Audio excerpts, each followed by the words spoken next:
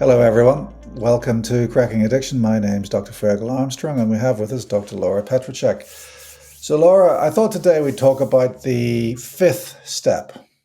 What is the fifth step in the 12-step program? The fifth step, Fergal, is we admitted to God, to ourselves, and to another human being the exact nature of our wrongs. That is absolutely petrifying. Mm. Yeah, God, it's not for the faint of heart. God, ourselves, and another. I mean, I think of all of those three, the admitting your wrongs to someone else is probably the easiest. There must be a process moving on from the fourth step where we really are collecting the inventory of our wrongs to actually then telling someone. What does admitting our wrongs to God mean? What does that look like? What does it mean? What can it mean? I'd like to just go back a minute. So, actually, usually admitting we're wrong to someone else is the scariest Is proposition. it? All right. Because Okay. admitting we're wrong to God, I mean, God's just there, whatever, not saying much, not really saying anything. We Right. don't see the reflection, we don't see the response, the reaction to what we're sharing. But to me, it really takes courage to admit our wrongs to another human being because that's the scary thing, right? Are they going to accept us for who we are? Are they going to think we're a piece of, you know what? Or are they going to judge us? So that's a lot of the fears that people experience before they bare their soul to someone. Am I lovable after hearing all this crap that I did? So really, the choice of that individual is very important, isn't it? Usually it's someone's sponsor, but it could be someone in the clergy. It could be some random stranger. It because the whole of the fifth step really does remind me of the confessional. It is a confessional process where you do actually go into a little room. Well, having grown up Catholic, it is very similar to Mm, the confessional. And coming from Belfast, I take it you have your own mm. religious upbringing there. So it does have those overtones. I mean, the 12 steps in general are Christian based.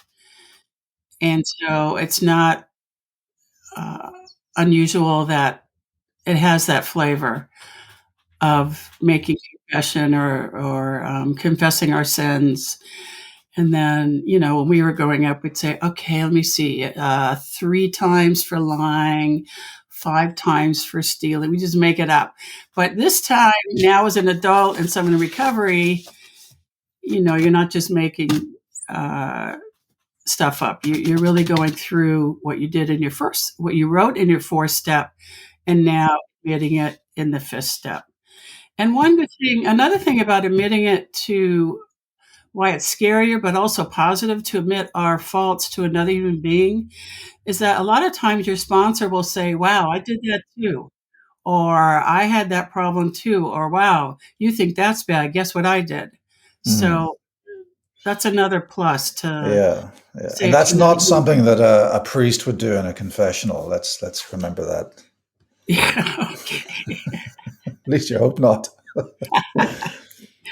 So, I mean, let's talk about admitting our wrongs to ourselves. There's a lot of introspection in that, isn't there? I mean, it does lead on from the fourth, but to admit to ourselves means we have to recognize really all of the cognitive distortions that we've been using to protect ourselves and get through the day. Right. Well, yes, doing our introspection, we have to get past our rationalizations of what we did, our minimizing of what we did, our excuses for what we did, blaming the other person for what we did. And those are hard defenses to get past because as human beings, we're not really good at taking responsibility for our behavior, accountability. We're like, well, she did this or he did that, or you would too if you were in my shoes. So it makes it much more difficult. And I suppose really that's the key word that you said there, Laura, isn't it? It's accountability. We are taking accountability for our actions to ourselves. We are acknowledging our wrongs, our guilt almost.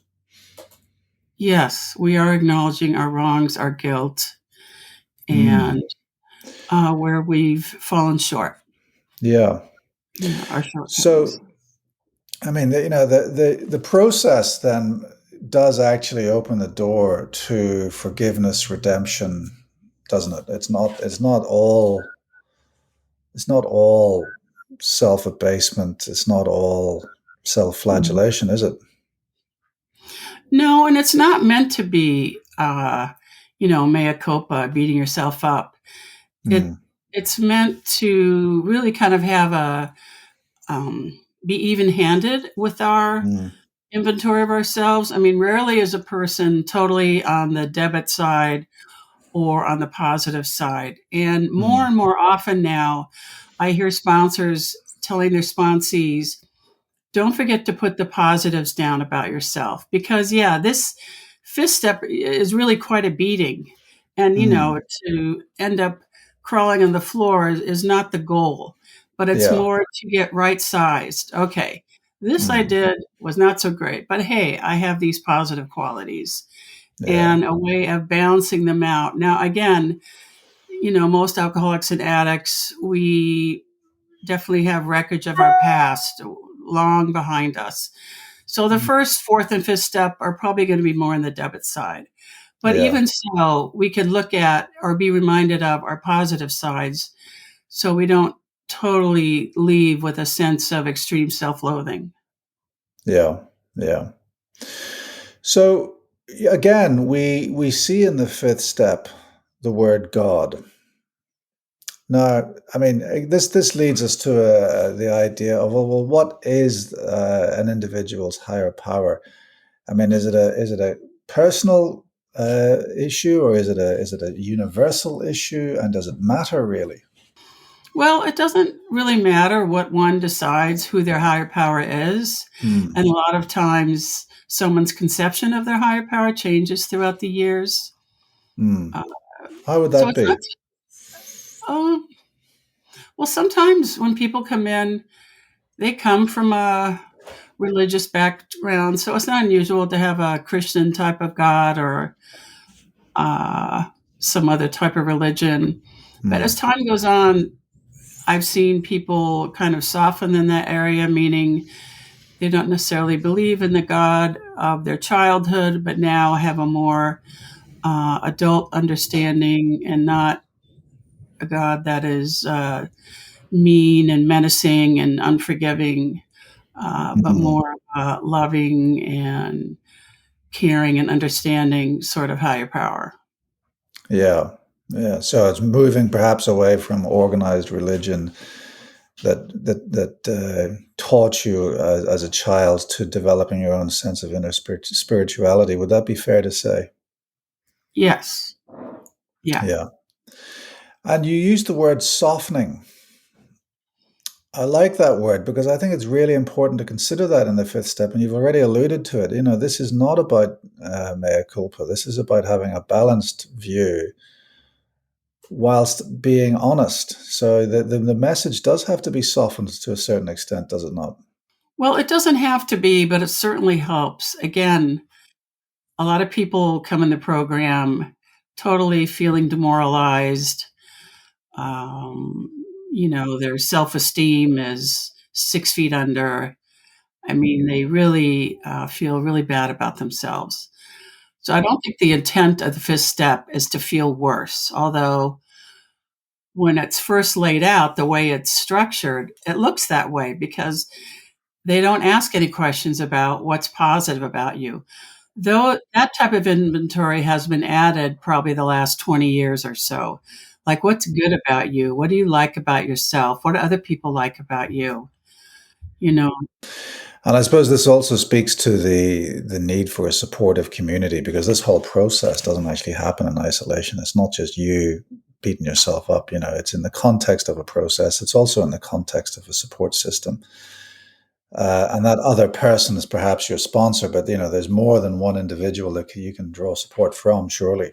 Right. Like I go to a Wednesday night meeting. It's a step meeting, and actually last night we read the fifth step, and then you talk about it, and it's really helpful and healing to hear other people talk about their sordid past, and you're like, oh, I guess I'm not so bad. Um, and it's also very supportive after the meeting when people usually stick around and talk and share. And so there's healing in a group setting, there's mutual aid there. Whereas if it's just you and one other person, yes, healing could happen, but there's much more, I think, positive regard for people in a group and unconditional regard. And that's Yes, really yeah. uh, supportive and healing. Yeah, I've heard that phrase before, this concept of unconditional regard as a key feature of, peer support groups.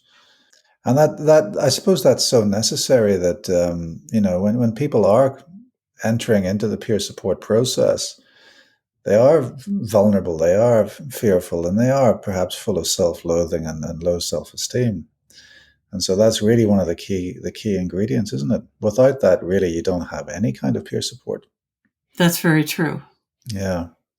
Yeah. So, I mean, another way that I think about the fifth step is really it's taking away from the pejorative, bitter self-flagellation that some people might associate it with the 12 steps. Is really it's a realignment of one's moral compass to a certain extent, and I like that analogy because it takes out the emotion. It's just, a slight shift.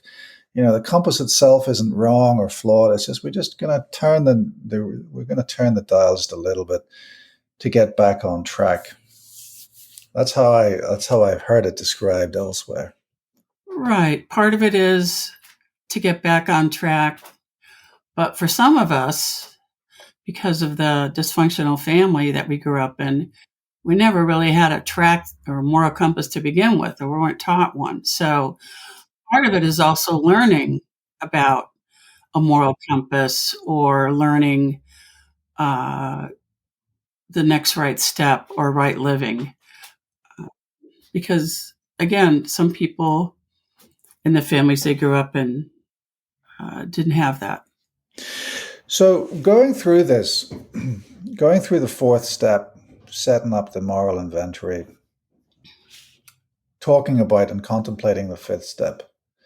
It's a very challenging time for someone. I mean, can you talk about how challenging it is and how you overcome the fear of doing it and how maybe techniques to Mm-hmm. minimize emotional dysregulation might help you in this process?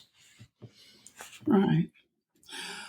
Well, there's a few tools that one could use. One is reading meditation books. Another is actually doing meditation, even if Mm, it's only 10 or 15 minutes a day to help get you centered.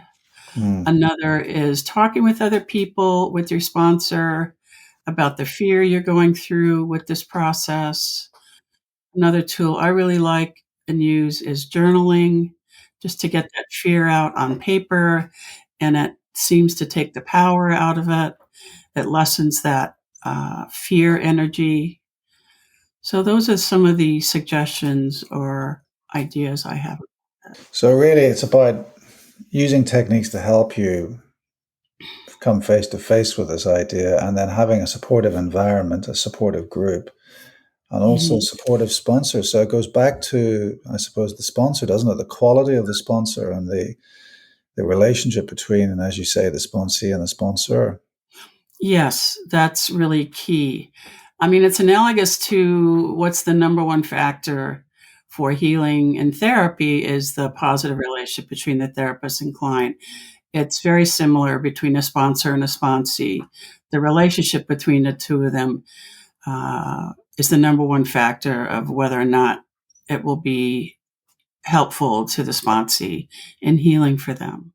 So that, I mean, I was going to ask you, and I think half of me thought, well, don't ask the question, but is there a training course that you have to go through to become a sponsor? And I suppose really, actually, you've just got to go through the 12 steps, isn't it? Because everyone who is a sponsor has been through the same process that you're going through. Yes, no, there's not a training program, Yeah. although I think it would be helpful, just like I think it'd be helpful for parents to have to go through a training program. But unfortunately, that's not the case either. So, We're not talking about the University of Life here. but but as a parent or a sponsor, you're in a very important role, a very powerful role. Yeah. And that's why I think it's not just the University of Life, it's teaching people who are in a position of power, or even, therapists go through years of training of how that might impact a client, or, because unfortunately I've seen sponsorships go real bad. Just, Why might they do that? Because the fifth step and the fourth step are really dependent on sponsors, aren't they? It's important to understand why it works and why it doesn't work.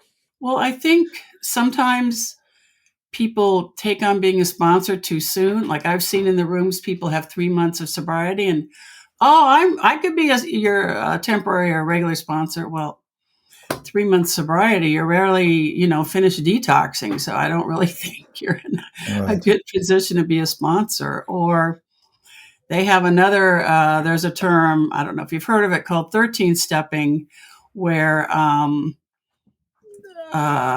it's usually male, female. So the man's a sponsor and the woman's a sponsee, and then things, Hmm. take a way different turn romantically or Yeah. sexually. And that's not really helpful for a woman who is newly sober. No, no. So it is a responsibility, It and is a responsibility, it and needs you to be need to, taken seriously. yeah, and you need to keep your motives in check. Yeah. Like, Yeah. what's my motive here? Is it, if it's not only to be helpful, like I know some sponsors, I think this is just terrible, but I mean, I know some sponsors that have people clean their house for them, do their taxes for them. I mean, they abuse that power, and it really unnerves me. Yeah. So really, the only motivation that really should be driving a sponsor within this context is a desire to achieve and maintain and teach sobriety and recovery, isn't it? Yes, The sobriety and that's recovery the are the purest two. motivation. They're the pure. Exactly, it's the purest motivation, and then really, unless you've got that, and unless it's demonstrated, then really sponsees should run a mile. That's what I'm hearing. Yes, that's correct. Yeah, Yeah. yeah.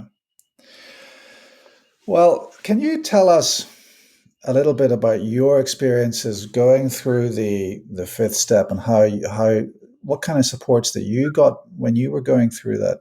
Well, my first fifth step, my first fourth and fifth step, I was in college. So I did it like a thesis. I had like 50 pages written. My sponsor's like, this is going to take us weeks.